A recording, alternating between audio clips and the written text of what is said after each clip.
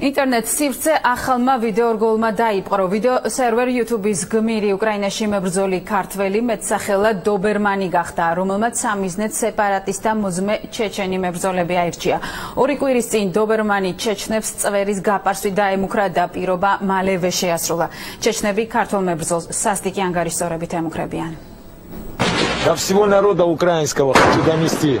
კიდევ ერთი ქართველი, რომელიც უკრაინაში მიმდინარე საბრძოლო მოქმედებებში მონაწილეობს, მისი მეტსახელი დობერმანია. დონბასის ბატალიონის მებრძოლმა სამიზნედ სეპარატისტთა მოძმე ჩეჩნები აირჩია.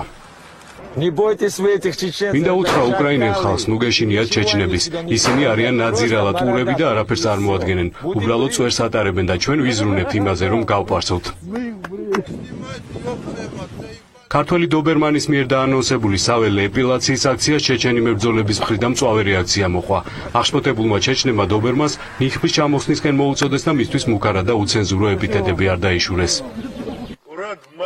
ჰეი შენ ნიღბიანო, ვინც გვეუბნები ჩეჩნებს, რომ გაუპარსავით ურები და ნაძირლები ვართ. მოდი ნიღაბი მოიხსენი და მერე გველაპარაკე. ჩეჩნები მალე მოვლენ და ნახავ რასაც გიზამენ.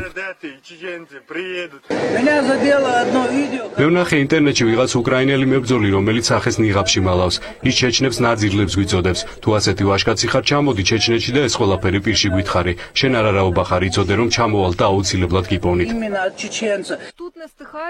დობერმანმა ჩეჩნებს თხოვნა მალევე შეუსრულა და სახიდან ნიღაბი ჩამოიხსნა.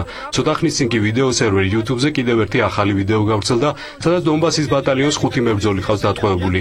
როგორც ნიღაბმოხსნილი დობერმანი ირწმუნება, ტყვეები ჩეჩენი მებრძოლები არიან, თანაც გაპარსულ მდგომარეობაში.